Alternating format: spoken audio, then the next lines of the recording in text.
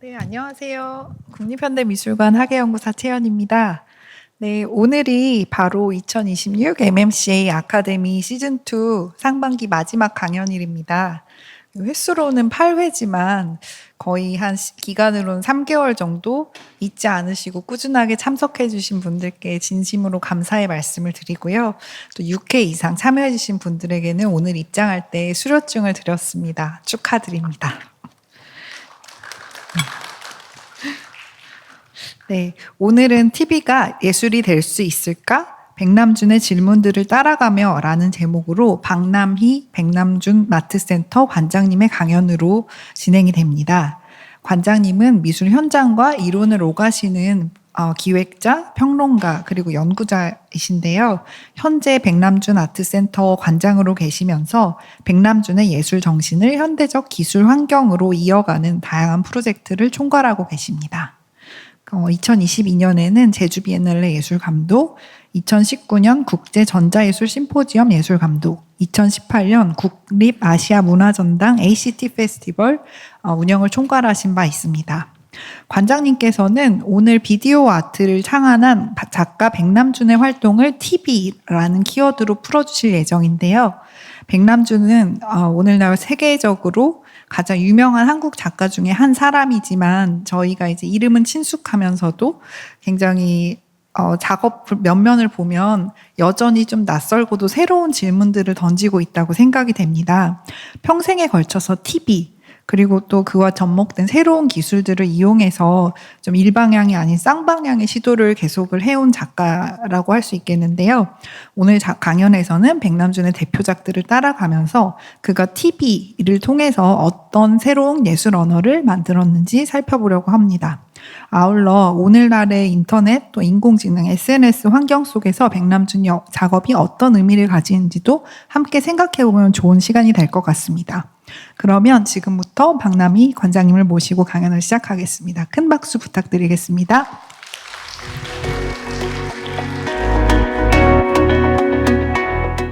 안녕하세요. 만나봐서 반갑습니다. 박남희입니다. 제가 오늘 마지막 강의라고 들었습니다. 근데 열심히 이런 좋은 자리를 마련해 주신 국립현대미술관에 너무 감사드리고, 그리고 제가 백남준 아트센터에서 이제 관장으로 일을 해보니 관람객 또는 강연을 들으러 오시는 이 선생님들이 너무나 소중하고 이제 너무 소중해요. 이런 게 좀 느껴지는데 오늘도 이렇게 백남준의 강연 그리고 국립현대미술관의 이 프로그램에 참여해 주시러 온 분들이 너무나 따뜻하고 감사하다라는 말씀 저도 먼저 드립니다. 백남준 아트센터에 혹시 오신 적 있으신가요? 네, 백남준 아트센터는 경기도 용인시 기흥구에 주소지에도 백남준로 10입니다. 그래서 백남준 이름을 딴 주소지를 가진 매우 특별한 곳이기도 하고요. 용인시에서 이제 이 백남준 아트센터, 백남준 미술관이 열게 되기까지 그 시간이 꽤 오래 걸렸거든요. 1999년부터 시작된 이야기가 2008년에 문을 열었다라고 하는 그런 역사가 있습니다. 저는 이제 경기도에서 백남준과 직접 이렇게 인연을 맺으면서 백남준 전 세계 유일한 백남준의 이름을 딴 미술관으로 이렇게 만들어서 지금 백남준의 예술 정신 그리고 새로운 동시대 미디어 아티스트들을 널리 응원하고 지지하고 그런 공간의 플랫폼의 역할을 할 수 있도록 이런 인연이 생겨서 굉장히 뜻깊다라는 생각이 들고 더 백남준의 이야기가 용인에서뿐만 아니라 한국에서 그리고 전 세계에서 다시 한번 이렇게 널리 알려지게 되는 계기를 만드는 게 굉장히 중요하다고 생각합니다. 오늘도 그런 백남준의 TV와 예술의 이야기를 통해서 그런 시간이 되기를 빌어봅니다. 백남준이 1973년에 했던 말입니다. 언젠가 모든 사람들은 자신만의 TV 채널을 갖게 될 것이다 라고 했던 굉장히 기억에 남을 만한 말 중에 하나입니다. 1973년 이전에 태어나신 분들과 이후에 태어나신 분들로 여기에 이제 계실 텐데요.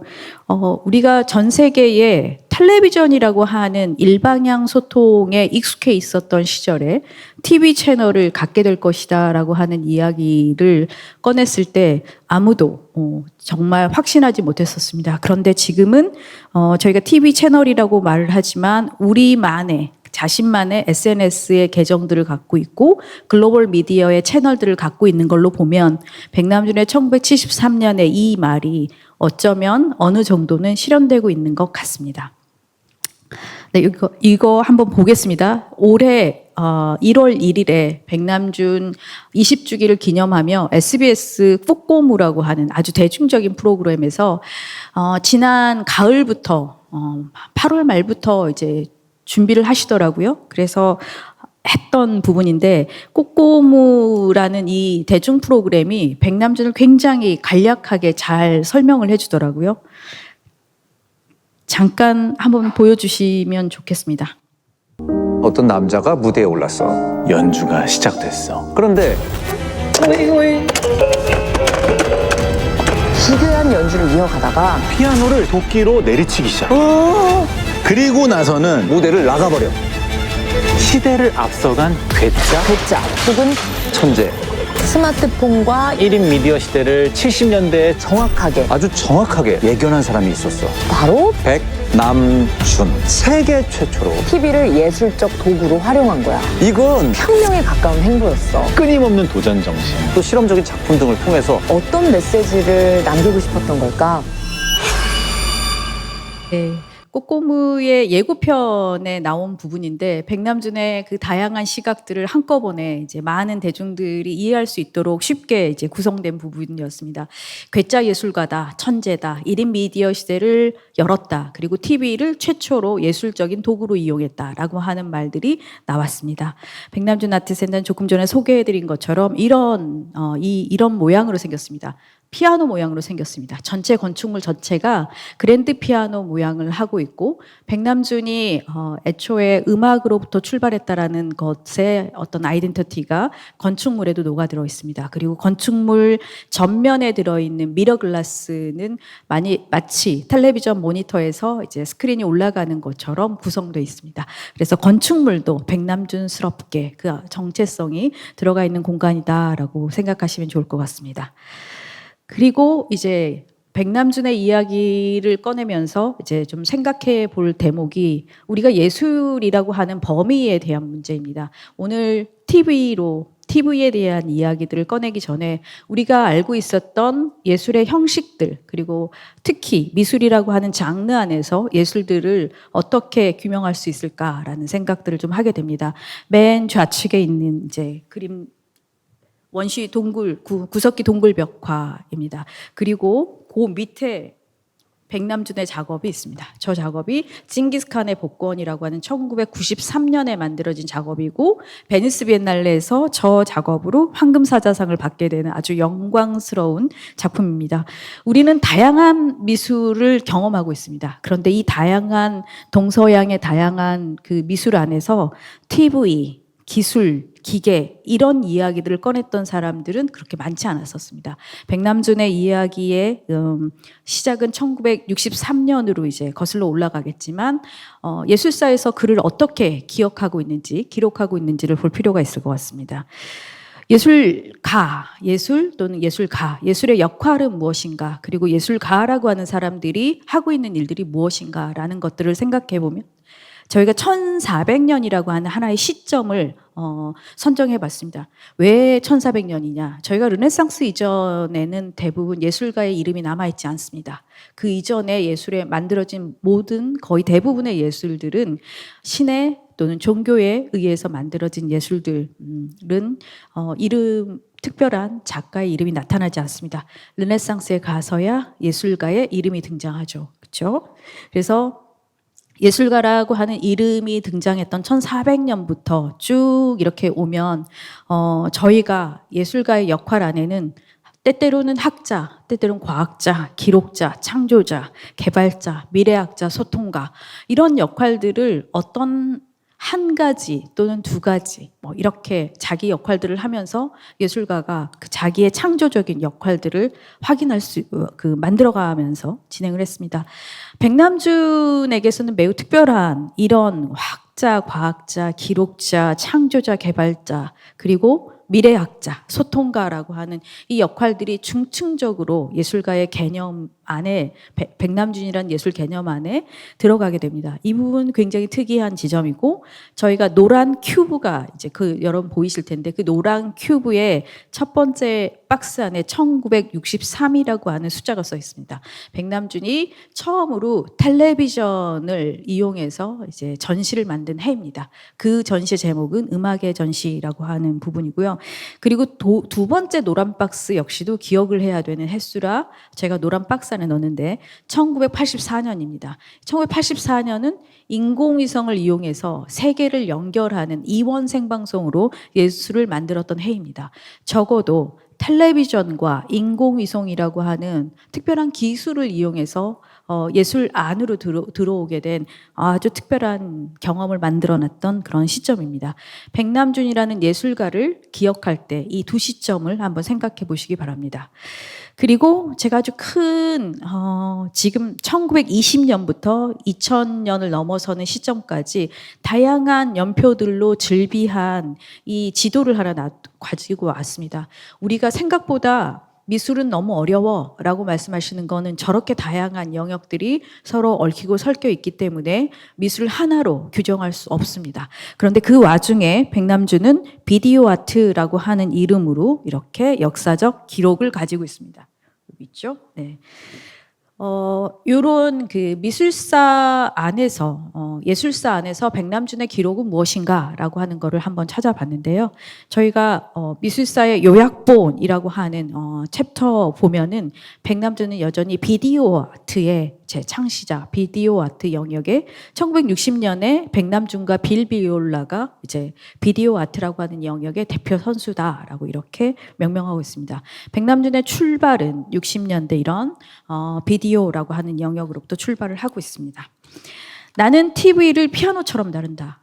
백남준이 신디사이저 전자로 만들어진 저희가 음을 구성해서 만들어낸 전자 신디사이저처럼 비디오도 이미지도 그렇게 음을 작곡하듯이 만들어내는 것처럼 이런 걸 만들 수는 없을까라고 하는 얘기를 꺼냅니다. 그러면서 일방향으로 만들어진 비디오 테이프가 아니라 서로 엮이고 편집할 수 있는 기능의 어떤 비디오 신디사이저라고 하는 개념들을 만들어내면서 비디오 신디사이저는 마치 피아노를 치는 것처럼 피아노처럼 다루길 바랬습니다. 백남준에게 가장 많은 영향을 미쳤던 사람 중에 백남준이 마주한 세계에서 가장 많은 영향을 미쳤던 사람 중에 한 명은 존 케이지입니다. 물론 백남준은 이 4분 33초의 공연 때문에 존 케이지를 먼저 좋아했던 거라기보다는 실제로 58년에 그가 직접 봤던 것은 주역 연주였습니다. 주역 음악이라고 하는 연주를 보고 굉장히 큰 충격을 받으면서 우연성과 비결정성이라고 하는 부분에 대해서 굉장히 큰 충격을 받게 되고 자신의 인생에서 만약에 기원 전과 기원 후를 나눈다면 자기는 백남준은 존 케이지를 만났던 기원 전과 만나기 전의 기원 전과 만난 이후의 기원 후다라고 이렇게 나눌 정도로 그에게 어마어마한 예술에 있어서의 고정성 그리고 고정성을 탈피할 수 있는 가능성 그리고 어떤 방식으로 형식이라고 하는 문제에 도전할 것인가에 대한 아이디어를 존 케이지로부터 받게 됩니다. 그래서 이제 백남준이 마주한 어떤 세계에서 가장 커다란 이런 울림을 줬던 존 케이지를 위한 작품을 만들기도 하고 그가 퍼포먼스에서 존 케이지에게 저렇게 넥타이를 자르는 유명한 그런 퍼포먼스를 가지고 있습니다. 그리고 백남준이 1960년대의 기점으로 본인이 백남준은 32년에 한국에서 태어나고 50년에 홍콩을 거쳐 일본으로 넘어갑니다. 그래서 일본 도쿄 대학에서 음악과 미학으로 논문을 씁니다. 그리고 그 논문 제목이 쇤베르크에 관한 것이었습니다. 쇤베르크라고 하는 인물은 이제 무조 음악이라고 하는 전위적인 어떤 예술을 했던 인물이었습니다. 백남준의 이 쇤베르크에 대한 이야기들은 일본에서 끝나지 않고 1956년 독일로 넘어가서 이 이야기를 꺼내게 됩니다. 그러면서 56년에 독일로 넘어가면서 다양한 조금 전에 보셨던 존 케이지와의 만남과 그리고 많은 미디어에 대한 이야기들을 정보를 보게 됩니다. 텔레비전이라고 하는 게 1950년부터 60년 사이에는 완전히 일방향 소통에, 그러니까 어떤 정보의 주도권을 대중에게 일방적으로 전달하는 방식의 구조였습니다. 백남준에게 텔레비전은 그런 맥락에서는 절대적이면서도 굉장히 괴로운 영역 중에 하나였습니다. 그리고 백남준은 1960년대 이 텔레비전에 대한 이야기들을 일방향 소통이 아닌 쌍방향 소통이라고 하는 것을 바꾸게 되는 그런 계기를 마주하게 됩니다. 백남준은 텔레비전에 대한 여러 고민들을 하면서 기존에 이제 1958년 TV를 보는 가족들의 장면들을 보면 모든 매체가 하나로 집중되어 있습니다. 근데 요즘의 가족을 집에서의 풍경은 완전 다르죠. 각자의 핸드폰에 집중하고 있죠. 그래서 실제로는 각자의 소통 채널이 있는 지금의 환경과 저렇게 대중의 모든 이야기들을 압도할 수 있는 절대적인 어떤 매체를 가지고 있었던 시대가 있었습니다. 맨 오른쪽에 부분은 처음으로 텔레비전 광고를 했었던 부분이고, 맨 아래쪽에 그 중간에 아래쪽에 보시면 TV 세트가 대량 생산된 최초의 버전입니다. 지금의 텔레비전하고 완전 다른 버전들입니다. 이런 백남준이 마주했던 세계 안에서 텔레비전이라고 하는 부분에 대한 이야기들은 무궁무진했습니다. 왼쪽에 보시는 장면은 이제 기계식 TV, 그리고 오른쪽은 전자식 TV, 이런 게 이제 1920년대 나오게 됩니다. 20년대부터 30년대로 이르는 시간 동안에 텔레비전은 점점점 발전하게 됐고, 오른쪽에 저 장면은 36년에 베를린 올림픽에서 중계를 위한 텔레비전 기록되는 장면입니다. 이런 장면들 가운데서 백남준은 일방향으로 찍히고 편집되고 그것에서 보여지는 장면에 이 텔레비전에 도전을 하고 싶은 생각을 하게 됩니다. 그런 텔레비전의 이야기들을 어떻게 도전할 것인가, 그런 고민들을 했죠. 그런데 백남준의 삶에서 보면은 한국은 1932년에 백남준이 태어나서 50년 떠날 때까지 너무나 힘든 여정이었고, 그 당시 한국에서 텔레비전을 볼 수는 없었습니다. 그리고 이제 텔레비전을 마주하게 된 건 지금 일본과 이제 유럽으로 가서 마주하게 됐죠. 유년 시절의 백남준. 그리고 맨 왼쪽 가족 사진은 금강산을 놀러 갔다고 그래요. 가족끼리. 제가 이 장면을 잠깐 설명한 것은 백남준은 꽤 부잣집, 저희 10손가락 안에 드는 부잣집의 그 막내 아이로 태어났었습니다. 그리고 가운데가 4살 때의 백남준, 그리고 오른쪽이 이제 경기도 보통고에 다니시던 모습입니다. 그리고 청년기의 백남준의 모습이고요.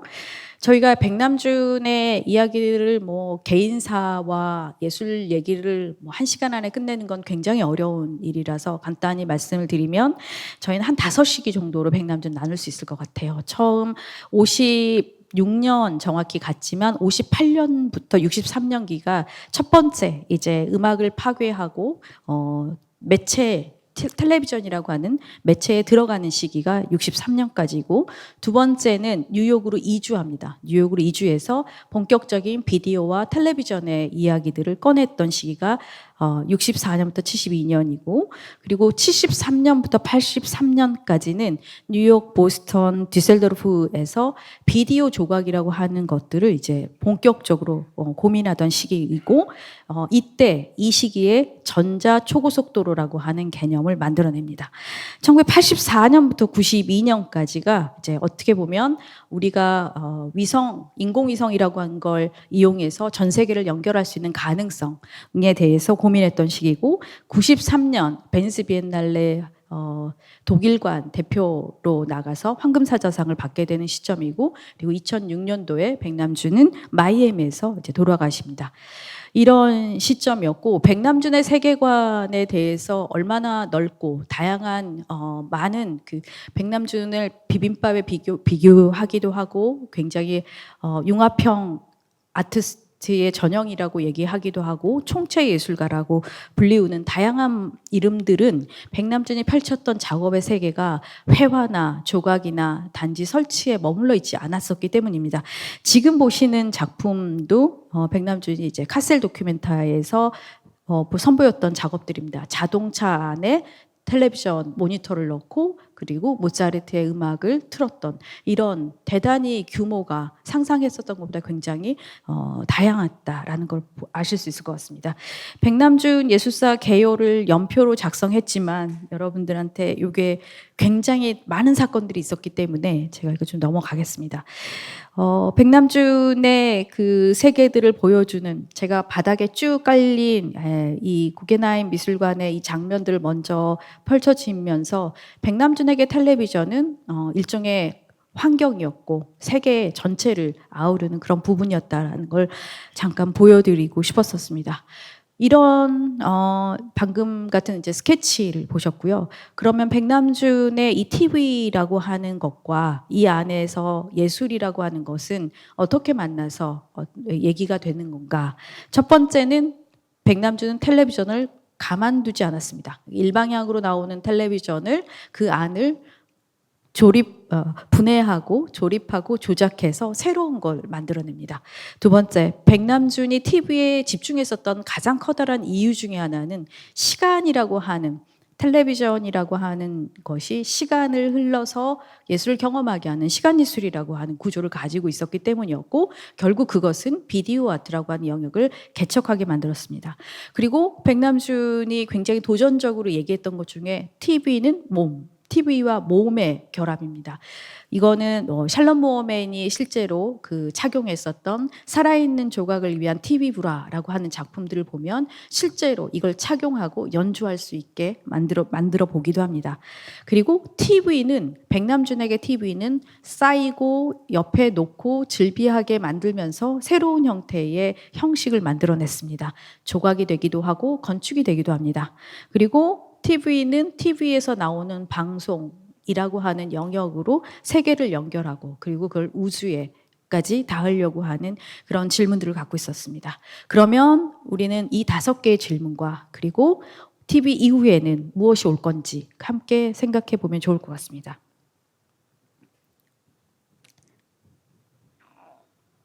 We had a large radio, with a console model. And I first encounter, my memory was this guy, why this uncle never comes out of this box? I thought the guy was hiding there. 방금 들으셨죠?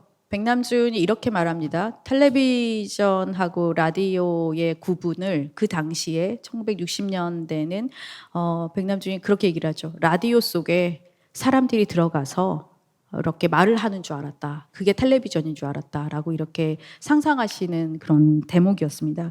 백남준의 이야기들을 꺼내면서 우리가 지금 생각하는 텔레비전과 당시에 어떤 다른 생각을 가지고 있었다라는 얘기들을 좀 보여드리려고 하는데요. 이어서 조금만 더 보겠습니다. 조금만 들어주세요. We had a large radio, with a console model. And I first encounter, my memory was this guy, why this uncle never comes out of this box? I thought the guy was hiding there and talking, the radio, okay? And it was a large console model, so it's just big enough for one guy to standing inside or sitting inside. In France, I want to really go, but they think I was getting hippie, and then my family said when I got to France, I would be lost forever, So Germany seems to be solid enough. And actually that half joke, and this, I was into 12-tone music, and 12-tone music, Stockhausen, etc. is, strongest in Germany. My robot, first working robot, it takes 4 men, half day to let it work for 2 minutes, and then 네, 백남준의 목소리로 본인이 그 텔레비전에 대해서 초기에 생각했었던 그런 것과 그다음에 왜 독일로 갔는지에 대한 이야기 두 가지가 이제 본인의 목소리로 들려줬고요. 그리고 이제 본인의 작업하는 거에 대한 이야기들을 쭉 이어가는데요. 우리가 백남준이 왜 텔레비전을 선택했는가에 대한 본인의 호기심과 그리고 독일에서의 어떤 안정적인 예술가로서의 안정적인 히피가 되지 않기 위해서 가족들이 바라는 대로 이제 독일을 선택했다라는 얘기를 했습니다. 백남준이 왜 텔레비전이라고 하는 거에 이렇게 많은 관심을 갖게 되었는지, 라디오에서 사람들이 소리를 내게 되고 왜 사람들이 밖으로 나오지 않는가, 이런 굉장히 아주 호기심 천만한 그런 목소리를 확인할 수 있었습니다. 백남준이 첫 번째 질문입니다. 백남준은 이런 텔레비전에서 실제로 살아있다라고, 텔레비전이 살아있는 어떤 공간처럼 이제 생각을 했고, 그런데 왜 이렇게 일방향 소통이라고 하는 게 이루어져야 되는가. 그래서 백남준은 이 텔레비전을 내가 건드리고 조작하는 건 왜 불가능한가. 그래서 첫 번째 백남준이 했던 작업은 텔레비전을 조작해보고, 그리고 일방향이 아니라 서로 그 텔레비전 안에서 소통할 수 있는 참여형이라고 하는, 쌍방향이라고 하는 그런 구조들을 생각하게 됐습니다. 그리고 그런 텔레비전을 최초로 보여줬던 전시가 이제 음악의 전시, 전자 텔레비전이라고 하는 전시였습니다. 여러분들 굉장히 백남준이 1963년 이제 56년에 독일로 넘어가서 63년에 이런 전시 속에서 텔레비전이라고 하는 걸 이제 처음 선보이게 되는데, 되게 흥미로운 거는 지금 왼쪽에 있는 저 포스터가 경향신문이라고 하는 한국의 신문을 가져다가 위에 인쇄를 한 거예요. 마치 저희가 컴퓨터 모니터에 스크린을 하나씩 얹어서 다른 것을 보는 것처럼 그렇게 만들어져 있었습니다. 이 장면을 봤고요. 그리고 지금 가운데 있는 장면이 10세대의 텔레비전을, 이제 백남준은 빈털터리가 됩니다. 사실은 돈이 있었던 있던 돈을 다 써서 마지막 전 재산을 떨어서 10세대의 텔레비전을 사고, 이 10세대의 텔레비전을, 흑백 텔레비전을 사서 조작하기 시작합니다. 그리고 저 오른쪽에 보이는 파르나스라고 하는 저 파르나스 갤러리에서 부퍼탈이라고 하는 곳에 위치해 있는데, 저기서 처음 개인전을 갖게 됩니다. 백남준에게 10세대의 텔레비전이 그 굉장히 그냥 이렇게 두서없이 있는 것 같은 모습인데, 저 텔레비전은 하나도 정렬이 돼 있지 않습니다. 그래서 모두 다 다른 방향을 보도록 돼 있습니다. 이 포인트는, 우리가 텔레비전은 모두들 아까 가족들이 봤지만 그 텔레비전을 향해서 집중하도록 만들어져 있는 구조인데, 백남준의 전시 안에서는 이 방향을 다 다른 방향으로 놓게 됩니다. 그러니까 이게 어떻게 보면 어떤 권력의 중심이라고 하는 것을 의도적으로 벗어나게 하렸던 그런 태도이기입니다. 이렇게 되어 있습니다. 실제로 전시 장면에서 보면은 너저분하게 이를 데 없는, 이게 전시야? 라고 할 만큼 굉장히 다양하게 많은 사물들이 질비하게 늘려져 있는 구조입니다. 그리고 전시되고 있는 장면뿐만 아니라 설치하고 있는 백남준의 모습을 맨 왼쪽 보실 수 있는데, 저 장면을 보면 다 만지고 있습니다. 그래서 텔레비전 자체를 조작하고 만지면서 기존의 텔레비전이 갖고 있었던 방송으로 사람들을 장악하려고 했었던, 또는 하나의 형식으로 제한하려던 것에서 벗어나게 만듭니다. 그리고 그 전시에서 이렇게 말도 안 되는 이상한 일들이 벌어졌습니다. 왜 텔레비전이 이렇게 조작되는 것처럼 피아노 역시도 건반을 두드리는 것만이 음악이냐, 다른 기능은 없을까라고 하는 다양한 이 피아노를 모습을 바꿔버립니다. 그래서 어떻게 보면 백남준은 이 첫 번째 전시에서 예술의 고정된 형식이라고 하는 거, 기존에 가지고 있었던 음악은 이래야 된다, 미술은 이래야 된다라고 하는 것을 완전히 바꾸게 되는 거죠. 그리고 백남준 지금 그 장면들에 잠깐 보면, 백남준이 이 텔레비전에 몰두하던 시점에는 거의 모든, 백남준은 굉장한 독서를 했고 매일 아침마다 모든 전 세계 신문들을 다 읽는 그런 습관에 있음에도 불구하고 백남준이 전자와 물리만 한 2년간 독파하게 됩니다. 그래서 엄청난 공부를 해서 백남준에게도 공학 박사는 아니지만 공학도가 가질 수 있는 전자와 물리에 대한 이해를 높이고 나서 이 전자적 조작, 전기 조작을 해서 만들어냅니다. 요건 하나의 에피소드입니다. 백남준이 텔레비전을 막 만지면서 어느 날 줄이 하나밖에 안 남. 이런 거 이제 여러분 그 아마 이제 세대 간의 차이가 있어서 브라운관 TV를 경험하신 분들은 이 한 줄로 가는 또는 지지거리는 뭐 이런 소음이 보이는 것들을 이제 기억하실 수 있을 텐데 그때 백남준은 바로 여기서 이렇게 선택을 하죠. 한 줄밖에 안 나오던 차에 어쩌면 옆에 이렇게 하나를 세워두면 되게 재밌겠다. 라는 이런 발상을 하게 되죠. 즉흥적인 발상을 했고 요게 나중에 잼4 TV 네, 텔레비전을 위한 서원이라고 하는 그런 작품으로 만들어집니다. 그리고 백남준이 가지고 있었던 다양한 어떤 실험들은 끝이 없었습니다. 텔레비전뿐만 아니라 피아노에도 지금 이제 그 손으로 만지고 있는 비디오로 피아노 곳곳을 이렇게 훑습니다. 훑는다고 표현하죠. 훑어서 실제로 보여지는 이미지와 사운드 간의 다름이라고 하는 부분들을 그동안에 가지고 있었던 생각들을 바꿀 수 있도록 이런 실험들을 굉장히 많이 했었습니다. 그리고 백남준은 TV를 만지면서 건드리면서 어떤 예술 형식이 나올 수 있을까를 이제 고민합니다. 지금 보시는 왼편과 오른편에 보시는 걸 보면은 TV 모니터 앞에 마이크가 있습니다. 마이크가 2대가 있고 그리고 한 여성이 마이크를 향해 소리를 내면 저 이미지가 나오게 됩니다. 이게 백남준이 이름한 참여 TV라고 하는 부분입니다. 한번 틀어보겠습니다. How many watt you have? 100 and height? 이런 이미지가 나오는 거죠. これはなんて名付けかね、声テレビとでも言うんだけど、なんて実際にはなんていう題なんですか。これパティシペーション TV って役だ。参加する。参加テレビね。だからつまりテレビっていうのは今まで一方通行だったわけだ。だから政府の言うことを国民が聞くっていう。でここ皆さん言い返す道具が術がなかったわけね、方法が。だからこれはテレビにはその反撃するテレビっていうんで、そのストライクバックこう例えばさ、こうテレビを逆にストライクバックってカウンターアタックっていうのはなんていうの反撃ってね。そう今テレビに反撃するのはチャンネル切るか、ね見ないか、あるいは他のチャンネルにするかだけだもんね。だからこれはまあテレビにいい答えとしてテレビにしっぺ返しをするっていうのがね、まあ、これの。これは僕わかんないけど技術的工学的にはどんなことになってるんですか。簡単ですよ。僕の人はみんな僕はあんまり知らないから僕ができやる方はいなかったんだ。つまりさテレビ一つ作るのに何億円のお金がかかるけれど僕の場合はだからまあ逆をいく。지금까지 이제 보셨던 게 참여 TV라고 하는 1963년에 만들어진 것에 대한 이야기입니다. 백남준이 텔레비전에 대해서 어떻게 조작하고 어떤 의도를 갖고 있었는지를 두 분의 대화, NHK에서 나온 대화를 통해서 이제 압축적으로 이해하셨을 거라고 생각합니다.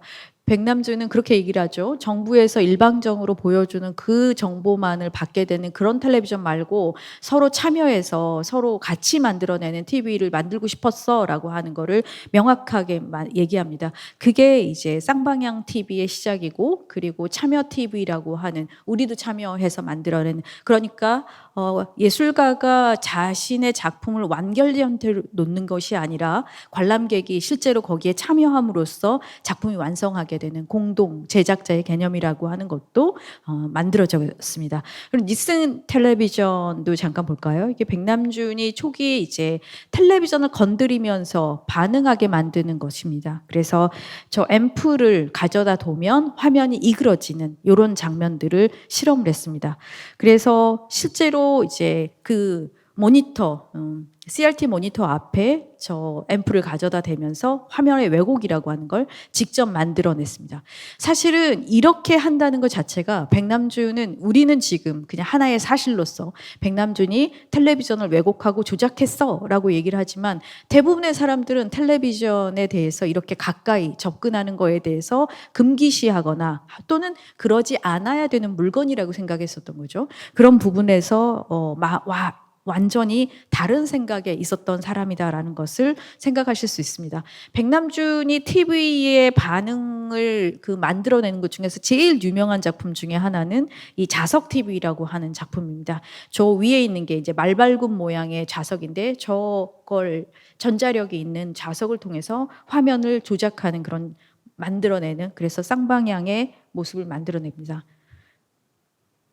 제가 여러분들한테 이미지를 꽤 많이 준비를 해가지고 왔어요. 이게 사실은 백남준이 남겨놓은 저희가 유산이에요.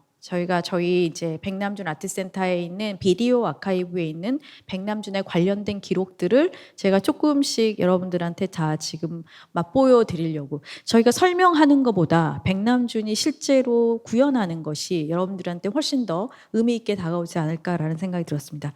잠깐 동안에 이미 이제 진행이 됐네요. 네, 요 방금 마지막은 참여 TV까지 봤죠. 그리고 백남준의 이야기를 이제 또 한편 저렇게 내부에 있는 어떤 그 장치들을 계속해서 반응하는 것뿐만 아니라 백남준이 소프트웨어에 대한 관심들, 그러니까 텔레비전을 만들어내는 소프트웨어에 대한 관심들도 없지 않았습니다. 그래서 백남준이 되게 흥미로운 건 예술가 한 명이 활동하는 데 있어서는 예술가 개인만이 아니라 조금 전에 텔레비전에 조작되는 얘기들을 보면 공학도들도 있었을 거고 협업자로 있었을 거고 지금처럼 소프트웨어에 대한 고민들을 할 때는 또 다른 어떤 공동체들이 필요했었을 겁니다. 백남준은 1969년에 레인댄스 재단이라고 하는 이 그룹들과 굉장히 친했습니다. 그리고 아주 과격한 방식의 사회 변혁들 같은 것들을 꿈꿨는데 이분들이 이제 주류 미디어가 일방향으로 소통하는 거에 대한 완전한 저항감을 갖고 있었고 이들하고 같이 백남준은 뜻을 같이 했기 때문에 새로운 형태의 이야기들을 만들어내야 된다라고 굉장히 강력하게 주장을 하게 됩니다. 그래서 백남준은 실제로 레디컬 소프트웨어라고 하는 이 전문 저널에 굉장히 많은 글들을 기고하면서 백남준식의 사회 미디어라고 하는 역할이 사회 안에서 어떤 역할을 해야 되는 거에 대한 고민들 그리고 본인의 기술의 발전에 대한 이야기들을 여기서 꽤 많이 발표하게 됩니다.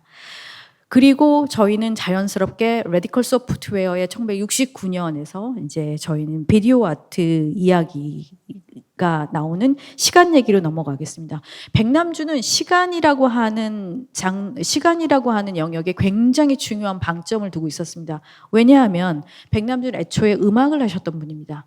애초에 음악을 하셨고 음악을 버리지 않은 상태, 음악을 계속 지속하면서 작곡도 하고 이 미디어도 했었기 때문에 음악과 이 텔레비전의 공통점은 시간이었습니다. 그래서 시간이라고 하는 거에 대한 중요성이 굉장히 있었고 아마 백남준에서 최초의 비디오 아트는 이 65년 10월 4일 교황 바오로 6세가 뉴욕을 방문할 당시에 포터백이라고 하는 비디오 갖고 다니는 비디오를 구매한 날 바로 택시 안에서 교황의 행렬을 직접 직캠하시고 그리고 그날 그것을 상영회를 가졌던 첫 번째 사건이었습니다. 이 이후로 이제 실제의 장면들을 찍어내는 것에 대한 관심들이 되게 극대화되었습니다. 그리고 백남준의 시간에 대한 이야기들을 꺼낼 때 이제 백남준의 가장 중요한 작품이라고 일컫는 1965년에 이제 처음 만들어졌던 다른 가장 오래된 텔레비전이라고 하는 이 작품을 빼놓을 수가 없습니다. 다른 가장 오래된 텔레비전이라고 한 TV라고 하는 이 작품은 12개의 텔레비전 모니터에 각각의 보름달에서부터 초승달까지를 시간의 순서로 12개로 나눠놓은 작품입니다. 그러니까 텔레비전이 12개의 모니터가 필요한 거죠. 그런데 이 텔레비전을 모니터에 맺힌 이미지들은 사진 이미지가 아닙니다. 거기 뒤에 보면 브라운관을 잡고 있는 요크라고 하는 부분이 있는데 그 요크를 조작해서 이미지를 만들어낸 거예요. 그러니까 기계로 만들어진 달 12개가 시간의 순서를 따라 보여주는 거죠. 대단히 철학적이고 그리고 기술이라고 하는 것이 얼마나 이 많은 것들을 만들 수 있는가에 대한 이런 철학적인 부분들, 기술적인 부분들이 결합되어 있는 그런 작품입니다. 백남준이 생각하는 그 소리를 조금만 낮춰주시겠어요? 네. 백남준이 생각하는 이 달이라고 하는 게 무엇이냐? 그러니까 달이 너무나 중요합니다. 여러분 어차피 조금 이게 네, 이미지로 좀 보시면서 백남준의 이 메시지를 좀 들어보시면 달이라고 하는 게 뭐냐? 나는 왜 이 작품을 만들었냐? 시간이라고 하는 걸 보여주고 싶었다라는 얘기를 여기서 해주고 있습니다. 그래서 백남준 육성으로 나는 이 TV 세트로 달을 만들려고 했었던 내 목적이 무엇인가를 이제 보여줍니다. 1950년대 TV를 가지고 이게 만들었는데 지금 뒤에 요크를 조작하고 있는 모습이에요. 보름달도 됐다가 초승달도 됐다가 이렇게 만들 수 있다라고 하는 걸 보여주는데 백남준의 이런 다행히 백남준의 작업들은 이런 기록들이 많이 남아 있어서 저희가 어떤 의도에서 이런 얘기를 했었는지 확인하실 수 있게 됐죠. 굉장히 감사한 일입니다. 다른 가장 오래된 텔레비전이라고 하는 그 영상의 지금 되게 중요한 부분, 모든 지역에서 이집트, 중국, 서양 할 거 없이 달이라고 하는 게 얼마나 중요한 역할을 하느냐라고 하는 걸 얘기했고요. 그리고 백남준이 이제 12대의 텔레비전을 12대의 달을 12개의 텔레비전 안에 이렇게 이제 가지고 있습니다. 백남준 아트센터의 굉장히 소중한 저희의 소장품인데요. 실제로 이제 이렇게 달들이 맺혀져 있는 상들이 각각의 모니터에 이제 담겨져 있고요. 그리고 맨 초기작들은 요크를 움직여서 만들어졌고 그 다음에는 저걸 데이터화해서 저희가 이제 보관하고 있습니다. 그리고 이런 구조로 저희가 백남준 아트센터에서 이 작품은 이런 구조를 가지고 있다라는 걸 명확하게 기록하고 보존하기 위해서 기술보고서라고 하는 것을 매뉴얼화해서 작성하고 보관하고 있습니다. 이제 텔레비전이 생산되지 않아요. CRT 모니터가 더 이상 생산되지 않기 때문에 저희는 CRT 모니터가 없을 그날을 위해서 이것들을 어떻게 해야 될지 고민들을 하고 있습니다.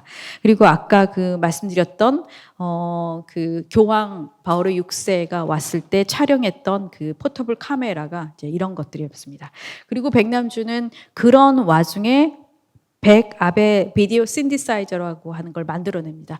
저렇게 조작도 해보고 다 해봤는데 새롭게 이미지를 내가 만들 수는 없을까? 그래서 아날로그 필름들을 편집해서 새로운 형태의 이미지를 생산해낼 수 있는 이 비디오 신디사이저를 처음으로 만들게 됩니다. 1969년이고요. 요 오른쪽에 있는 가운데 계신 분이 아베 슈야라고 하는 분인데요. 아베 슈야는 백남준의 영원한 나의 의사 아베 이렇게 얘기를 할 만큼 백남준의 1963년에 3년부터 만나서 평생 백남준과 우정을 지키면서 백남준의 영원한 의사처럼 백남준의 모든 작업에 개입하게 되는데 특히 이제 지금 보시는 비디오 신디사이저는 아예 이름 자체가 100압의 비디오 신디사이저라고 하는 이름을 붙일 정도로 그들이 굉장히 잘 결합된 작업을 완성을 했고요. 그리고 슈야 아베가 이제 만든 것 중에 제일 유명한 작품이 로봇 K456이라고 하는 백남준의 로봇을 만들 때 협업했었던 부분입니다. 이런 아날로그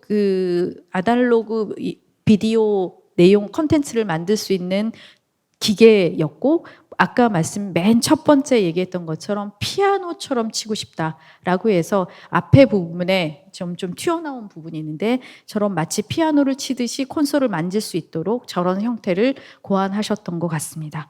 그리고 저 가운데 있는 부분은 슈야 아베가 백남준 아트센터에 오셔서 이제 많은 부분들을 컬렉션, 백남준과 주고받았던 편지들을 다 저희에게 이제 기증해 주셨고, 그리고 저희가 미진하게 가지고 있었던 이 복원하지 못했던 기술적인 부분들을 이 비디오 신디사이저도 함께 복원해 주셨고, 그리고 백남준의 로봇 K456이라고 하는 작품의 그 기술 매뉴얼, 그 도안도 함께 작성해 주셨습니다. 예술가와 기술자 또는 공학도의 우정과 그리고 협업이라고 하는 게 얼마나 소중한지를 볼 수 있는 그런 부분이었고요. 백남준은 이 신디사이저를 개발해 놓고 너무나 이제 즐거워했고 그리고 더 많은 가능성들을 여기에서 기대고 있었습니다. Until we can make art, video art, so cheap it won't work We have to find a way to make it no more expensive than making a photocopy of something. 10 cents an image. 조금 전에 제가 이렇게 잠깐 보여드렸던 장면은 백압의 신디사이저 비디오 신디사이저라고 하는 게 2명의 결합만 갖고는 불가능했어요. 그래서 TV 방송국의 도움을 받아서 저걸 완성하게 됐습니다. 그래서 백남준의 예술은 사실은 백남준의 천재성의 아이디어에만 국한되지 않고 굉장히 많은 협업 시스템이 있었다. 협력자들이 있었고 그리고 사회 안에서 협업을 해줄 수 있는 그런 구조들을 만들어 갖고 있었다라는 것도 굉장히 특이할 만한 지점입니다. 기술이라고 하는 것의 속도와 그리고 백남준이 그 기술을 알아봤던 능력 그리고 그 협업자들과 새로운 기술들로 미래를 설계했었던 부분들 그런 부분도 좀 눈여겨보실 필요가 있을 것 같습니다. 그렇게 해서 나온 최초의 비디오 아트는 글로벌 그루브라고 하는 이런 작품입니다. 좀 보고 가겠습니다.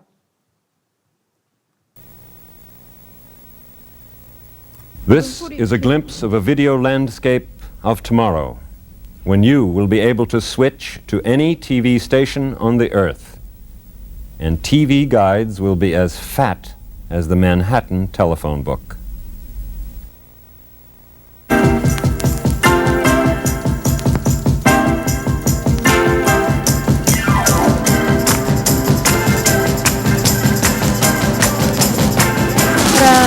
특징은 이렇게 신나는 음악과 춤이 있는 전 세계인들이 음악과 춤으로 다 결합돼서 한 화면에서 나타난다라고 하는 특징입니다.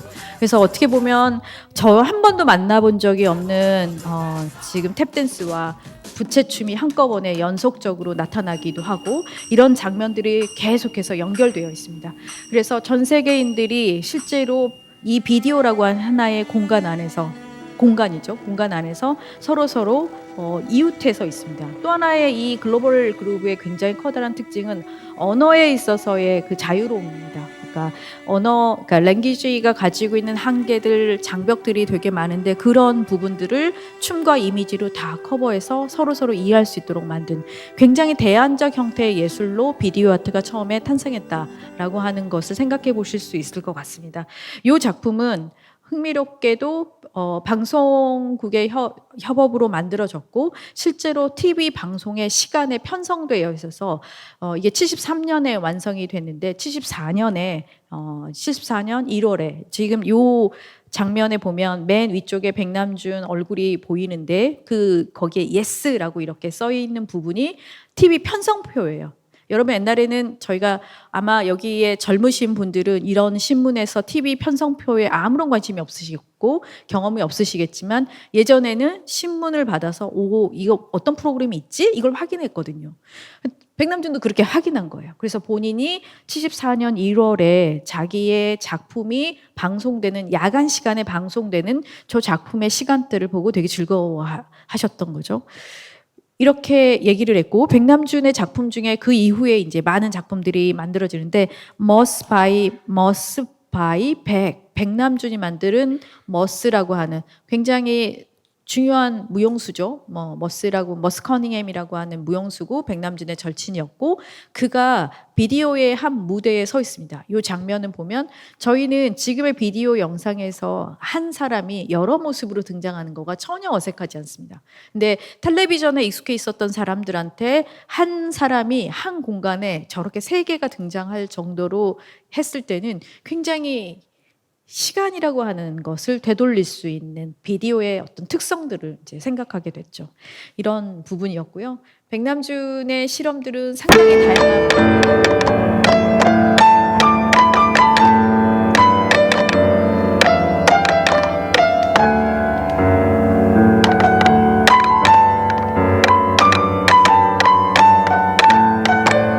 두 가지를 보신 거예요. 백남준이 음악이라고 하는 것의 시간성이라고 하는 부분들을 이 매체랑 결합된 방식으로 조금 전에 그 피아노 연주를 내가 하는 게 아니라 아예 비디오 캠코더가 연주하는 그것으로 보여드린 부분이었습니다. 이게 이제 백남준의 시간에 대한 이야기들을 좀 살펴본 부분이고요. 세 번째로 TV는 몸이 될 수 있나? 두 가지입니다. 하나는 로봇, 그리고 신체에 직접적으로 드러나는 부분인데요. 일단 백남준의 굉장히 유명한 로봇 K456이라고 하는 로봇인데요. 왼쪽 장면 먼저 보시면 교통사고 나는 장면입니다. 여러분, 로봇 교통사고 날 수 있나요? 이건 두 가지를 생각해 보셔야 되는 거죠. 백남준은 로봇을 인간화된 기계라고 생각했다. 그러니까 되게 인간적으로 생각했다. 교통사고가 날 수 있다라고 하는 것은 이미 인격화된 또는 인간화된 그런 로봇임을 이제 확인하는 부분이고요. 교통사고를 낸다라고 하는 또 다른 측면 중에 하나는 기술이라고 하는 영역이 우리가 아무리 진화를 하더라도 어느 순간에는 또 다른 세계로 넘어갈 수 있다라는 그 가능성에 대한 이야기들을 이미 하게 된 거죠. 요 사건이 일어난 건 1982년입니다. 백남준이 1982년에 처음으로 뉴욕의 휘트니 미술관에서 대회고전을 만들게 됩니다. 하게 되는데 백남준이 63년에 첫 번째 개인전을 하고 나서 82년까지 고분분투에서 굉장히 많은 활동을 하지만 제대로 된 그 뮤지엄에서 이제 인정을 정확하게 받지는 않았었는데 회고전을 받으면서 굉장한 이제 반열에 오르게 되는 한 시점이 됩니다. 계기적으로 보면. 그리고 82년에 이 휘트니 미술관의 대회고전과 그리고 휘트니 미술관에 있던 이 로봇이 거리에 나와서 이 사건을 경험하게 하는 부분은 역사적으로도 계기적으로도 굉장히 큰 상황 중에 하나였습니다. 오른쪽 장면은 저희가 올해 백남준 아트센터에서 이제 올해가 이제 20주년이 된 해라서 백남준을 기념하면서 AI 로봇 오페라라고 하는 이런 행사를 하면서 지금 로봇 K456을 그동안 걷지 못했던 상태를 걷게 만드는 그런 복원을 좀 했습니다. 복원을 하면서 제가 가운데 보여드릴게요. 원래 이 로봇은 입에서 존 F 케네디의 음성으로 존 F 케네디의 대통령 취임 연설문 중에 한 구절이 반복적으로 나오고 있습니다. 나라가 너희를 위해서 뭔가를 해주길 바라지 말고 너희가 나라를 위해서 뭘 할지를 생각해라라고 하는 그 문구만 백 선생님의 목소리, 지금 들으신 게 백 선생님 목소리거든요. 다시 한 번만 들어볼게요.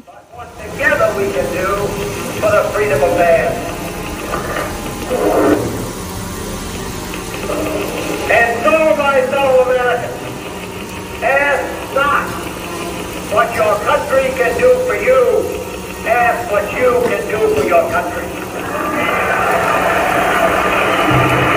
네, 이 로봇이 저희가 저희가 걷지를 못한 상태에서 저희가 계속 유지를 하고 있다가 이제 이번을 계기로 해서 복원을 마쳤는데 약간 안짱다리예요. 매우 인간적이죠. 그래서 아까 지금 저희 테크니션 선생님이 나와서 이렇게 다리를 교정해 주시는 장면이에요. 그래서 많이 걸으려면 약간의 이 수정들이 필요하고요. 이분이라고 제가 인격체처럼 우리 K456에서 나오시려면 저희가 많은 분들의 도움이 필요합니다. 한 5명 정도가 함께 이렇게 움직여야 되고요. 아래는 이 고무로 된 롤러처럼 된 다리여서 이렇게 쭉쭉 미끄러지면서 한 발 한 발 이렇게 가는데 살짝 안짱다리여서 스텝이 꼬일 수 있기 때문에 저게 이제 좀 다시 봐줘야 되고, 입에서는 연설문이 나오고 팔은 휘저을 수 있습니다. 이렇게 휘저을 수 있고, 그리고 똥꼬에서는 커피콩을 배설할 수 있습니다. 너무 귀여운. 그래서 저희가 저 커피콩 사실 기름이 여기에 끼면 안 되니까 많이는 못하고 조금씩 저희가 배설하는 걸 실험해보고 굉장히 흥미로워했습니다. 백남준은 지금 왼쪽 면에 있는 로봇이 실제 64년에 만들어진 로봇이고요. 도쿄에서 만들기 시작해서 뉴욕에서 완성했습니다. 그리고 저 로봇을 데리고 거리를 활보하고 다니셨어요. 그리고 오른쪽의 로봇은 이미 백남준 96년에 만들어진 64년 버전으로 96년에 다시 만들어진 작품이에요. 저 작품을 백남준이 직접 만들어서 그리고 저희 백남준 아트센터에 주신 작품입니다. 그리고 저희는 실제로 이런 도면을 갖고 있지 않았습니다. 근데 이걸 함께 개발한 아베 슈야가 이거를 다 96년에 그려서 저에게 다시 주게 됩니다. 그래서 저희는 이런 도면들을 가지고 복원을 하게 됐고요. 그리고 요거는 제가 사실은 백남준이라고 하는 얼마나 이 백남준이라는 예술가가 따뜻하고 굉장히 정확한 사람이었는가를 보여주는 백남준의 편지입니다. 아베 슈아에게 보내는 편지에 어디서부터 써야 할지 모르겠습니다. 오늘 로봇군 안착 이런 표현을 썼어요. 제가 로봇군 안착이라는 부분을 제가 힘주어 읽어드렸는데요. 백남준이 로봇에 대해서 굉장히 인격체처럼 제 생각을 했다라고 하는 부분이고 여러 가지 괴로웠던 일, 부끄러웠던 일 감개무량합니다. 아베 씨를 만나게 되는 것을 하나님께 감사드립니다. 그러니까 정말 기술 협력을 해준 아베에게 진심을 다해서 고마움을 표현하고 실제로 이렇게 해서 평생 우정을 쌓았던 두 분의 편지 이게 이제 저희의 그 백남준 아트센터에서는 별도로 책으로 나와 있습니다. 백아베 서간문이 이제 나와 있을 정도로 이렇게 두툼한 책일 정도로 굉장히 많은 이야기들이 있습니다. 그리고 백남준은 이 로봇을 데리고 엄청나게 많이 공연을 다닙니다. 킬 파바트 로봇 오페라라고 하는 이런 공연들을 하고 그리고 당시에 이제 사실은 60년대라고 생각을 해보시면 60년대에 만들어진 이 64년부터 이제 로봇 65년 공연, 66년 공연 막 이렇게 데리고 다니는데 이때 미국에서 가장 번성하고 있었던 건 팝아트였습니다. 그래서 이 중심 예술이었던 것에 대한 저항적인 어떤 멘트이기도 합니다. 그리고 여기에 이제 들어가 있었던 얘기들을 좀 보면은 로봇 오페라의 기술진은 슈아 아베도 들어가 있고 규타 사이토라고 하는 보조 연구자도 있었고 히데오 우치다는 조금 더 선배입니다. 그래서 이런 기술진들을 다 얘기해 줬고 첼로에는 샬롬 무어만이 들어가 있다. 이런 얘기를 합니다. 그런데 이 부분에서 굉장히 흥미로운 부분들은 이렇게 근육 뭐 이런 얘기들도 나오고요. 그리고 실제로 타임 매거진 맨 마지막에 보면 뉴욕 타임즈와 타임 매거진 사실은 백남준의 이 로봇 오페라가 꽤 많은 사람들한테 그 각광을 받고 있었다, 그러니까 주목을 받고 있었다라는 생각을 할 수 있을 것 같고요. 요 오른쪽에 아래 지금 잘 안 보이시겠지만 이게 되게 재미나는 게 로봇 오페라 공연은 날짜, 장소 다 미정입니다. 그러니까 저희가 이제 이게 리플렛이라고 받아들이기에는 되게 정보지를 생각하는데 여기 안에는 다 미정, 날짜, 장소, 시간 미정. 왜요? 길거리에 돌아다닐 거니까. 아무 때나 나타날 거니까. 그래서 그런 얘기를 하셨어요. 아무 때나 돌아다니다가 사람들을 만나게 하고 소나기처럼 굉장히 반가운 모습으로 만나게 될 거다. 그런 걸 꿈꾼다라고 얘기를 했죠. 그래서 로봇이 실제로는 거리를 활보하는 장면들을 꿈꿨습니다. 이 장면은 1995년입니다. 백남준이 한국에 와서 이런 걸 합니다. 이게 지금 이 장면이 갤러리 현대 근처예요. 여러분 갤러리 현대면 이 근처잖아요. 그렇죠? 이 근처 뒷 부분에서 로봇이 사망하는 장면, 그러니까 지금 교통사고 나는 장면을 한 번 더 보여줍니다. 백남준이 그랬죠. 한국도 알아야 돼. 한국도 알아야 되니까 82년에 위트니에서 했었던 거를 다시 한번 한 거예요.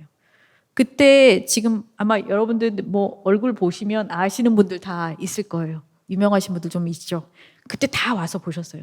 저는 늦잠 자서 못 갔습니다. 아침에 9시, 굉장히 이른 시간에 했어요. 9시인데 이 광화문 여기 삼청동에 9시 이전에 나온다는 거는 굉장히 어려운 일에서 도전적인 일이었는데 아주 두고두고 후회되는 일입니다. 못 참여한 게. 근데 아주 순식간에 이 로봇이 쓰러지는 장면들이 연출됐었습니다. 이것이었고요.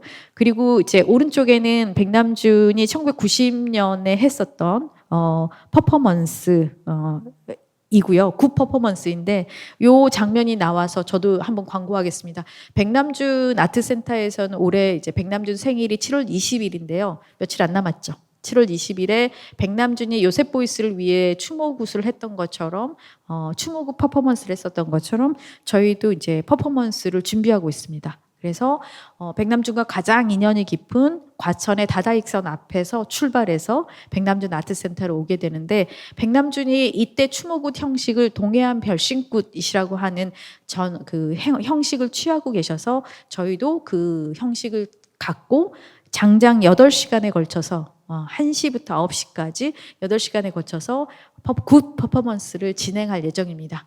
과천에서 출발해서 백남준 아트센터까지 이어지는 매우 흥미로운 굿이 될 거라고 생각합니다. 여러분 관심 갖고 한번 봐주시면 좋을 것 같습니다. 요거는 저희가 이건 그냥 지나가겠습니다. 백남준이 실제로 이렇게 엄청나게 데리고 길거리를 막 다니셨어요. 보시죠? 네, 이렇게 다니시면서 많은 사람들 만나게 했고, 그리고 또 하나의 장면, 저희가 백남준의 TV라고 하는 장면과 연동해서 봐야 될 로봇과 신체 중에서 이 장면에서는 로봇 오페라라고 하는 것을 어떻게 구성하고 있는가를 분명하게 보여줍니다. 백남준은 리모컨을 갖고 있고 20개의 채널을 갖고 있는 리모컨인데 그걸로 로봇 K456을 조정을 하고 앞에 샬롬 몸에는 첼로를 연주하고 있습니다. 요게 한 세트입니다. 로봇과 사람이 같이 연주를 하고 있는 장면입니다.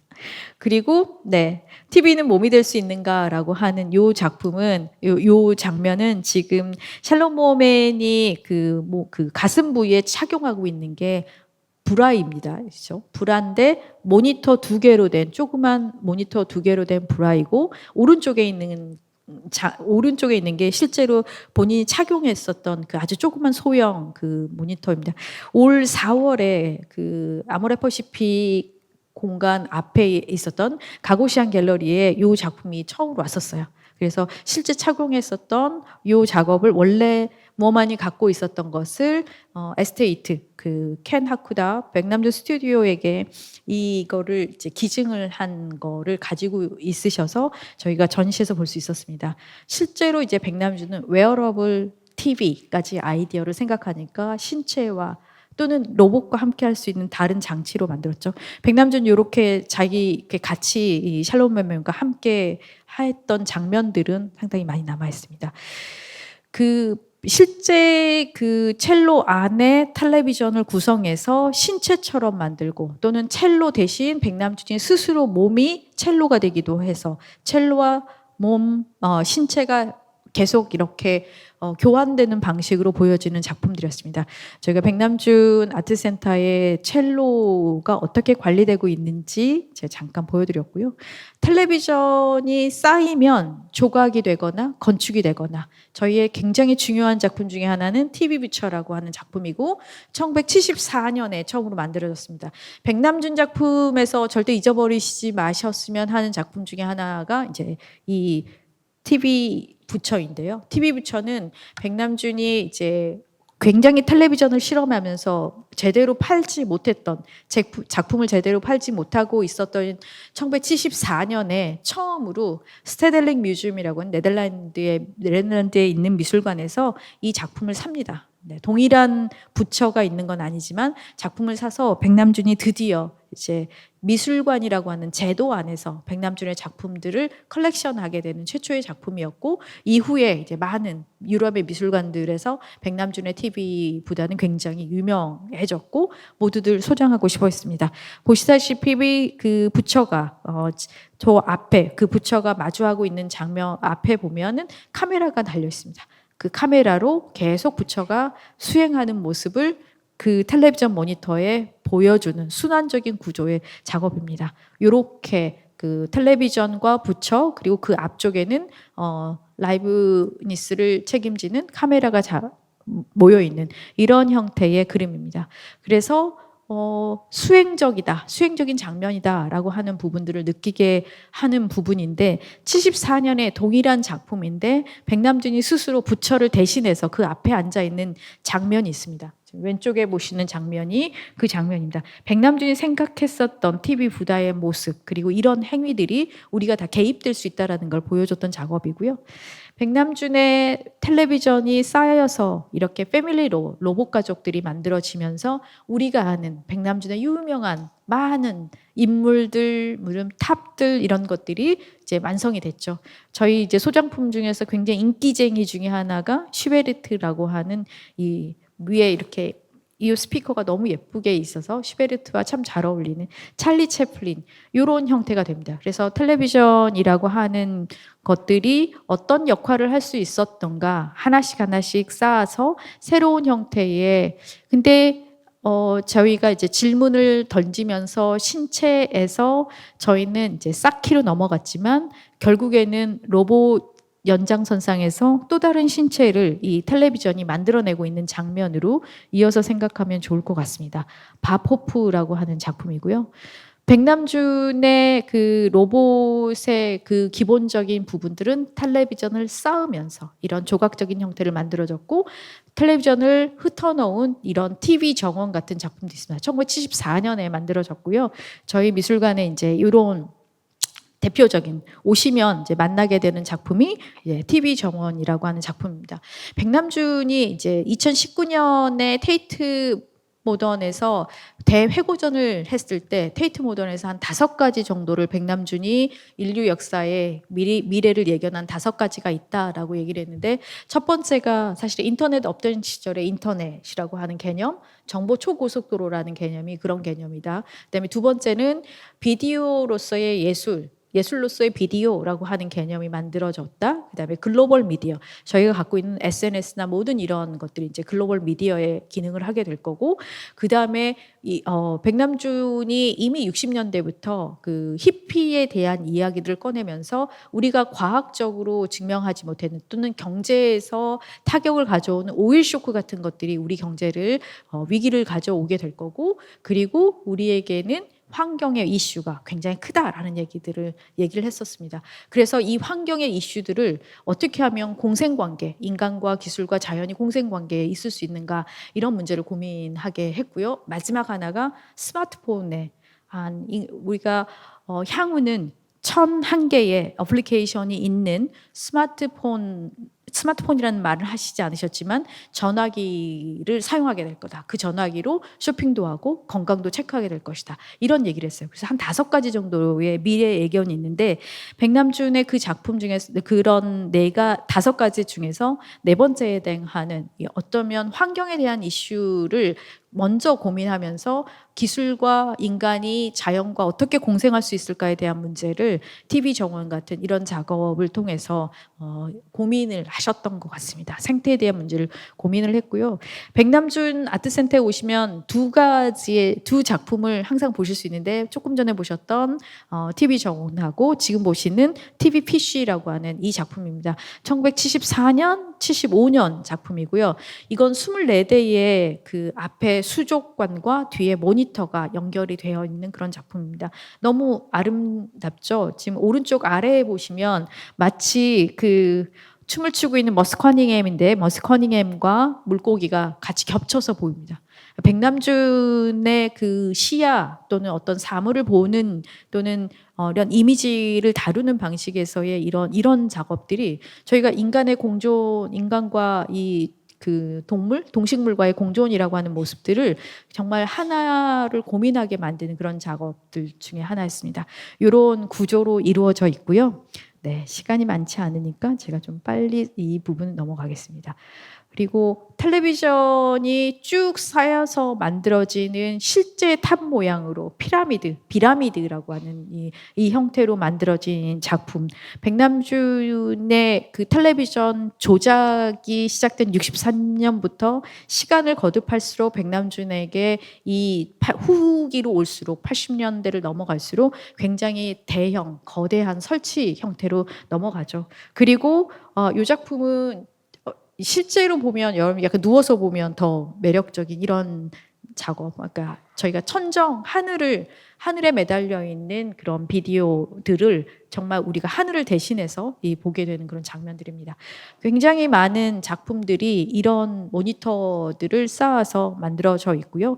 요 코끼리 수레는 쌓아서 이제 문명이 이동하듯이 수레로 이어지고 있는 그런 장면인데요. 이렇게 다양한 모니터, 그 텔레비전 모니터들을 다 맨날 이렇게 사서 모아서 이런 이런 형태의 작업들을 이제 만들어냈습니다. 이런 작업들을 내내 하셨고요. 되게 빈티지한 그런 모니터들을 엄청나게 구매하셨고, 요 것들을 굉장히 즉흥적으로 형상화해서 만들어냈습니다. 백남준 선생님이 성격이 굉장히 급하셔가지고 이거를 꾸준하게 막 고민하고 이런 거보다는 훨씬 즉흥적으로 구성하고 만들어내시는 순간들이 많으셨다고 합니다. 실제로 이제 저희 그 코끼리 수레라고 하는 작품은 이렇게 만들어져 있고요. 이 작품 파우스트 작품입니다. 네, 파우스트 시리즈들이 있고, 그리고 백남준의 93년에 이 작품들 보면은 피아노 위에 완전히 그 TV 모니터가 쌓여 있어서 백남준의 아이덴티티들이 완전히 결합된 형태의 작업들이고, 여러분 이 작품은 뭐 지금 대전에 있는 작품도 있지만 지금 아모레 퍼시픽에서 거북선 보실 수 있습니다. 어마무시하죠. 어마무시한 작업들이고, 그리고 108번뇌라고 하는 이 작품도 굉장히 감동이 큰 작품 중에 하나이고, 그리고 백남준의 M200이라고 하는 불리운 이 작품은 정말 너무 아름답습니다.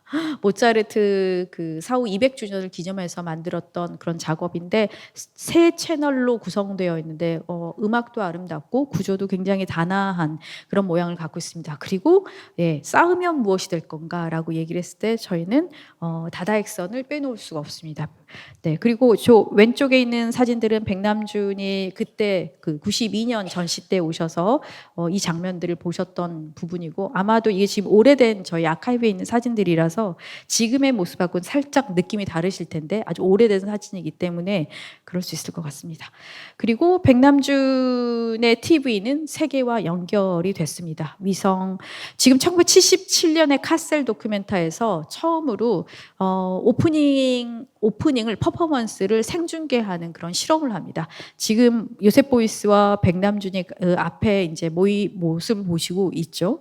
카셀이라고 하는 이 여기에 대규모 이제 사실 미술인들의 잔치이기도 하지만 이거를 생방송으로 라이브 쇼를 한다라는 게 굉장히 생소한 일이었지만 이 과감한 결정들을 이들이 해냅니다. 그리고 카셀 도큐멘터에서 이 백남준이 여전히 이 살롬 모어맨과 같이 얘기를 하는데 굉장히 재밌는 장면들이 많이 있습니다.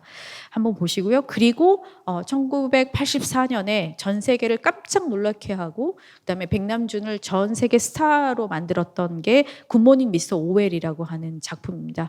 지금 뉴욕과 파리를 이원으로 연결해서 뉴욕은 WNET이라고 하는 방송국이었고 파리는 뽕피두 센터였습니다. 이 두 곳에서 한 100여 명, 양쪽 더해서 100여 명 되는 아티스트들이 서로 출연을 뉴욕에서 한 명, 파리에서 한 명 해서 이렇게 스크립트가 다 짜여져 있는 거죠. 그거를 하나의 채널로 묶어서 하나의 방송으로 묶어서 전 세계에 방송되죠. 한 2,500만 명이 이 방송을 시청하면서 백남준은 굉장히 큰 히트를 하게 됩니다. 물론 방송은 매끄럽지 않고 그리고 출연진들이 너무 기다리기도 하고 뭐 그래서 굉장히 엉성한 부분도 있었지만 이후에 백남준은 전 세계를 연결하는 인공위성을 이용해서 생방송으로 전 세계를 연결한 역사적인 순간을 만든 사람이 되었고, 또 한국으로 보면은 한국의 KBS가 여기에 참여를 하게 돼서 저희에도 모두 다 84년 이전에 태어나신 분들은 기억하실 수도 있습니다. 이 장면들을 저도 기억합니다. 네, 그런 장면들이 이제 송출이 되면서 저 사람 누구지? 저런 사람이 있었나? 우리나라에 있었나? 라고 하는 걸 알게 됐습니다. 그리고 요렇게 여기로 파리도 볼 수 있나요? 라고 하는 샬롬 모어맨의 공연의 이 장면처럼 두 개의 공간에서 계속 양쪽의 그 지역을 신경 쓰면서 이 방송을 하나를 만들어냅니다. 물론 이때 가장 커다란 화두가 됐던 건 조지 오웰의 1984년이라는 소설이었습니다. 이 기술이 진화하면 디스토피아적인 감시의 세계로 들어갈 거다라고 하는 기술에 대한 디스토피아적인 생각을 가지고 있었던 오웰이 썼던 1948년에 썼던 이 소설을 그때의 미래 1984년이 되었을 때 백남준은 얘기했죠. 오웰 당신은 반만 맞았어. 그것 말고 다른 중요한 기능도 있는 거야 라고 하는 얘기를 이 방송을 통해 입증하게 된 셈입니다. 그래서 지금 이 출연진들의 여러 모습들을 이제 보시고 있는 그런 장면들이고요. 요게 생방송으로 계속 나오는 거죠. 전체로 방송을 보시는 것도 굉장히 흥미로우실 거라고 생각됩니다. 그리고 이 장면은 굉장히 중요한 장면 중에 하나인데 윗 장면에는 존 케이지가, 아랫 장면에는 요셉 보이스가 있습니다. 백남준에게 있어서 굉장히 중요한 두 사람인데 84년 이전에 한 번도 둘은 만난 적이 없다고 합니다. 그래서 어디에서? 영상에서 둘이 만나게 됩니다. 네. 그리고 바이바이 키플링이라고 하는 86년에 위성예술 두 번째 작품이 만들어졌고 동양과 서양은 만날 수 없다라는 키플링의 시에 반박하면서 동양과 서양은 이미 서로 만날 수 있다라고 하는 장면들이었고요. 그리고 랩 어라운드 월드라고 하는 1988년 위성예술 세 번째, 이렇게 해서 위성예술 3부작 또는 위성오페라 3부작이라고 하는데 백남준이 TV에서 이제 전 세계를 연결할 때 인공위성을 썼던 이 세 개의 그 중요한 사건들이 있었습니다. 요게 이제 그 랩 어라운드 월드는 그 다다익선 앞에서도 진행되었었기 때문에 네. 백남준의 위성에 대한 생각들은 이렇게 전 세계를 연결하는 것뿐만 아니라 이제 우주를 향해 가고 있었고 실제로 이런 1990년부터 93년 정도에 달, 지구, 뭐 금성, 천왕성, 명왕성, 시리우스, 마르스 온갖 별들을 이렇게 행성들을 만들어냅니다. 그래서 백남준이 그런 세계 안에 있었다. 그런 세계를 연결하고 싶었다라는 걸 확인하실 수 있을 것 같고요. 그리고 백남준은 이제 1974년에 정보 초고속도로라는 개념이 이미 타임즈에 이제 나오게 되었다라는 걸 한번 확인시켜 드렸고요. 백남준이 이제 이 지금 그 베니스 비엔날레 독일관에서 황금사자상을 받은 칭기스칸이라고 하는 칭기스칸의 복권이라고 하는 작품을 지금 마주하고 있고 백남준이 이렇게 생각을 하고 있는데 칭기스칸이 전 세계를 제패했을 때 그런 에너지 넘치는 것처럼 백남준은 정보로 동양을 기준으로 해서 정보로 전 세계에 나아가게 될 것이다라고 하는 것을 알려주고 그리고 또 이렇게 내세웠던 작품이 이런 작품들이었습니다. 이런 작품들이었고 네. 백남준 그 베니스 비엔날레 장면들입니다. 이 장면들 좀 보시면 좋을 것 같고 그리고 실제로 이 정보 전 세계가 정보로 연결되어 있다라는 걸 지도로 표현한 1995년에 일렉트로닉 슈퍼하이웨이라고 하는 이 작품은 여러분들 스미소니언의 대표작이고 이제 전체 미국의 지도 안에 각 지역과 관련된 이미지들로 지도를 크게 만들어 놓은 작업입니다. 그리고 백남준이 마지막에 레이저까지 이렇게 그 작업을 하게 되었습니다. 제가 이제 백남준의 이야기를 마무리하면서 그 최초의 휴대용 TV라고 하는 1973년의 이 작품 이제 보여드리면서 마무리 지을까 합니다. 백남준이 73년에 이 작품을 보면서 휴대폰이다라고 휴대용 TV라고 이렇게 만들었는데 나무로 만들어졌습니다. 떡살판 무늬를 떡살판을 찍는 그런 도구에 조작을 가해서 이런 모양을 만들었습니다. 백남준에게 기술은 이미 있는 일상의 무엇으로부터 출발해서 새로운 형태로 이어가는 그런 특징들을 가지고 있었습니다. 나무에서 나무로 연결되는 것도 시간이라고 이렇게 보았던 거죠. 이런 백남준의 TV는 결코 모든 미디어가 그렇지만 중립적이지 않다라고 이렇게 생각을 했고 그 안에 무엇을 만들어야 된다라고 하는 것은 매우 주체적인 또는 인식론적인 질문과 이야기가 포함되어 있어야 된다라고 생각합니다. 저희가 이런 이제 고민, 백남준의 세계관, 지금 저희가 짧게 이제 백남준의 세계관을 봤는데요. 백남준은 항상 열린 물음 속에 있었고요. 백남준의 그 열린 물음은 항상 인간과 기술의 공생이라고 하는 그런 이야기들을 좀 품고 있었던 것 같습니다. 백남준의 그런 이야기들을 함께 저희는 다시 이어가고 있고 백남준 아트센터에서는 저희는 7월 16일부터 이런 백남준의 이야기들을 좀 더 많은 분들과 나누고자 이런 미디어 아트 페스티벌을 준비했습니다. 여러분 많이 놀러와 주시면 감사하겠습니다. 강의 여기서 마치겠습니다. 감사합니다. 네. 관장님 너무 감사합니다. 저희 소파로 옮겨가서 네. 질의응답을 해보겠습니다. 네, 그 백남준이라는 거인의 세계관을 1시간 10분 안에 풀어내신다는 게 정말 어려운 일인데 네, 너무 감사드리고요. 오랜 시간 들어주신 관객분들께도 너무 감사합니다. 그 좀 대담과 질의응답인데 시간이 짧다 보니까 제가 준비한 것 중에 하나만 여쭤볼게요. 아까 그 마지막에 보여주신 그 일렉트로닉 슈퍼하이웨이, 그러니까 1973년 작품, 74년 작품 전자 초고속도로라는 그 글을 쓰시면서 예언을 하셨고 한 20여 년 후에 클린턴 대통령이 그걸 정책으로 발표했는데 이제 그 아이디어를 백남준이 내 아이디어를 훔쳐갔다라고 할 정도로 90년대에도 이미 그게 이뤄졌다라는 평이 있었지만 지금 시점에서 봤을 때 그 전자 초고속도로라는 예언이 어디까지 이뤄졌다고 생각하시나요? 저희가 인터넷이라고 이제 사실 정보 초고속도로는 인터넷을 인터넷이란 용어는 쓰지 않았지만 인터넷이라고 생각하면 좋을 것 같고요. 그 이야기는 이미 다 이루어지지 않았을까라는 생각이 듭니다. 그러니까 백남준이 생각했을 때 이제 언젠가 우리가 모두가 서로가 거미줄처럼 연결된다라고 하는 이런 이야기들이 사실 엘빈 토플러가 그 이야기를 꺼냈던 거는 1988년이거든요. 그러니까 1974년에 백남준이 그 정보 초고속도로라는 넷 개념에 가까운 이런 이야기를 꺼냈던 것은 미래학자보다 예술가의 감각이 훨씬 더 빠르게 움직이고 있었던 건 아닌가라는 생각이 들 것 같습니다. 네, 그런 부분이었고 저희는 인터넷 없이 지금 거의 못 살죠. 네, 인터넷 없이 못 살게 되었고 거의 백남준이 이제 더불어서 같이 생각했었던 거는 뭐 저희가 전화로 그러니까 화상으로 회의하는 거 그리고 실제로 이제 SNS가 글로벌하게 나가는 거 그리고 또 저희 건강 체크하는 거 시장 장보기 하는 거 모든 이런 일상들이 이제 인터넷이라고 하는 중요한 이런 기반 위에서 이루어지고 있는데 어쩌면 백남준은 뭐 미래를 미리 살다간 사람이 아니었을까라는 생각이 들 정도로 그런 정보 초고속도로 개념은 굉장히 철저하게 실현된 그의 개념이었다라고 얘기할 수 있을 것 같습니다. 네, 맞습니다. 인터넷 시대에 정말 소중한 예술가를 보유한 한국이 자랑스러운데요. 네, 질문 있으시면 받도록 하겠습니다. 손들어서 표시해 주시면 저희가 질문 받겠습니다. 네, 맨 앞에 계신 선생님 질문 받겠습니다.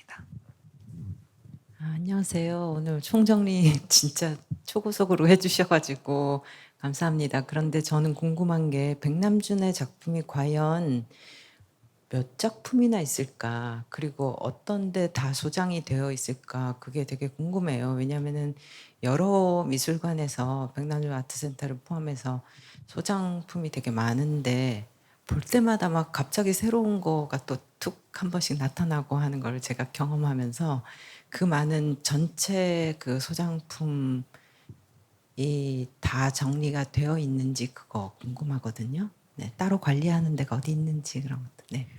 굉장히 중요한 말씀인데 되게 그 정확하게 답변 드리기 굉장히 어렵다라는 말씀을 드립니다. 먼저 저희가 백남준 작품이 그 굉장히 산발적으로 흩어져 있는 부분이 많고 저희가 다 이제 등록을 해서 기록을 해서 목록화 작업을 해야 되는데 그런 작업들을 하기 위한 이제 시작이 되었습니다. 이제 시작이 되었고 백남준 아트센터에서만이 아니라 지금 뭐 백남준 문화재단에서도 백남준 아트센터에서도 그리고 현재는 아르코에서 작년부터 백남준의 이런 부분에 대해서 아르코에서도 좀 고민을 해주셔서 게티 센터와 함께 이 부분을 좀 더 또 전 세계에 있는 흩어져 있는 작품들이 얼마나 되는지에 대한 파악을 하는 게 우선순위다라는 생각에 다 동의를 했고 그래서 그 작업을 하고는 있지만 굉장히 수월치가 않습니다. 일단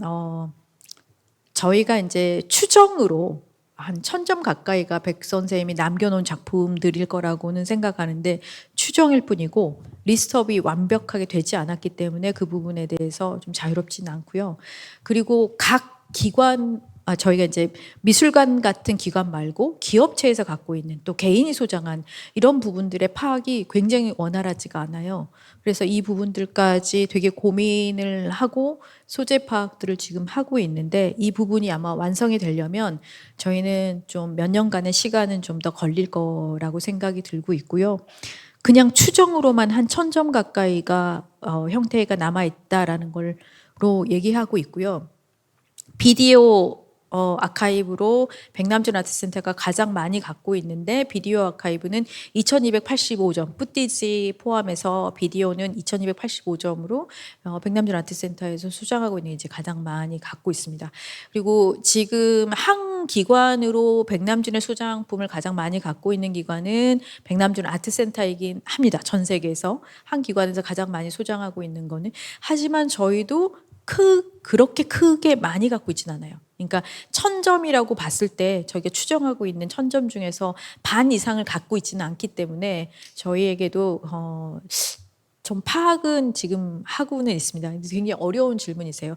그리고 또 하나는 이제 이게 그동안 느슨했던 거, 잘 못했던 것 중에 하나는 저작권자는 별도로 있고 그 에스테이트에서 관리하고 있는 영역과 미술관에서 관리 영역들이 좀 다르기 때문에 그런 문제들이 좀 있었다라는 거 말씀드립니다.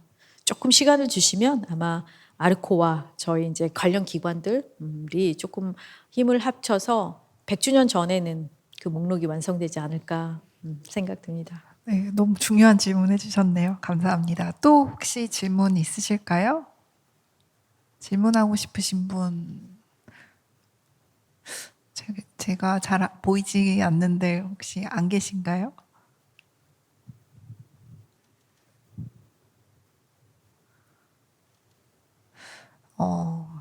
네. 관장님 그러면 강연하신 그 느낌이 어떠신지 한번 나눠주시면 어떠세요? 저 질문을 안 해주시니까 제가 그냥 하지 못했었던 이야기들을 좀 하면 그 백남준이라는 인물이 그렇게 간단치가 않아요. 그러니까 저희가 예술 작품이 몇 점이고 그리고 그가 뭐 언제 태어나고 이런 문제보다 한 작품을 이야기할 때 얘기해야 되는 이야기 가지수가 너무 많은 거예요. 그래서 백남준이라는 세계는 저희가 계속해서 탐구할 만한 그런 가치와 의미를 가지고 있다라는 생각이 좀 듭니다. 굉장히 특별한 분이셨던 것 같아요. 그러니까 백남준을 신화하자라는 얘기가 아니라 백남준이 갖고 있는 약간 생각의 축지법? 그러니까 뭐 이렇게 공중공중 가시는데 우리가 놓쳤던 이야기들을 되돌아보면은 다시 생각나게 하고 하는 부분들이 있어서 그러니까 백남준의 예술가로서의 어떤 작품의 이야기도 굉장히 많지만 실제로 백남준의 말과 글들이 이제 말에서 크리스토라고 번역된 부분과 아직 번역되지 않았지만 We Are in Open Circuit이라고 하는 MIT에서 출간된 백남준의 글모음 책이 있습니다. 책들을 읽으면 백남준은 도대체 몇 세기를 산 건가라는 생각이 들 정도로 굉장히 다양한 생각들을 갖고 있는데 진짜 예술가의 예술이라고 하는 것이 어떻게 보면 가장 일상적인 부분에서 가장 오래된 고전적인 부분에서 미래까지 이렇게 넘나들 수 있는 그 사회의 전방위적인 범위가 백남준이라는 한 인물을 통해서 그런 부분들을 확인하실 수 있지 않을까라는 생각이 들어서 백남준의 텔레비전이나 인공위성으로 만들어진 예술이라고 하는 매체적인 측면이 아니라 백남준이 갖고 있는 이런 세계를 보는 방법 또는 세계를 사유하는 어떤 태도 이런 것들이 이제 저희한테는 지금 우리에게는 굉장히 중요한 하나의 또 배움을 주는 그런 장면들인 것 같습니다. 백남준의 그 세계관에 한번 이렇게 같이 가보시면 좋겠습니다. 네, 감사합니다.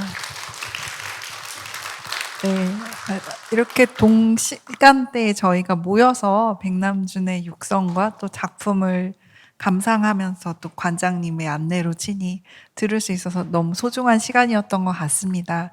네, 저희가 이렇게 아쉽게도 시즌 2의 마지막을 이렇게 마감하게 되었는데요. 네, 시즌 3도 기대 많이 해주시고요. 와주신 분들 조심히 돌아가시기 바랍니다. 감사합니다. 감사합니다.